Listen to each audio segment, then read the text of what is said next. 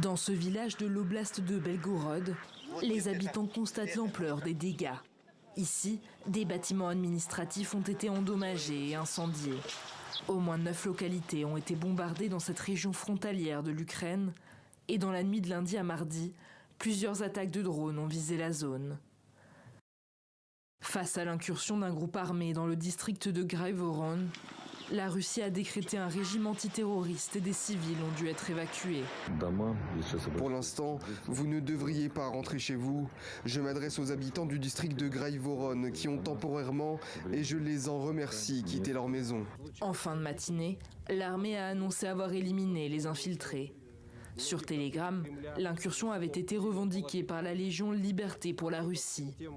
Constituée de ressortissants russes anti-Poutine ayant rejoint les rangs des combattants ukrainiens, ce groupe est classé terroriste par Moscou. Il est temps de mettre fin à la dictature du Kremlin. Merci à ceux qui nous soutiennent et à ceux qui nous envoient des dons. Votre soutien nous rappelle notre objectif, être sur la place rouge à Moscou. Moscou accuse l'Ukraine d'avoir orchestré l'attaque, malgré le démenti de Kiev. Cela montre une fois de plus que les combattants ukrainiens poursuivent leurs activités contre notre pays. Cela nécessite beaucoup d'efforts de notre part.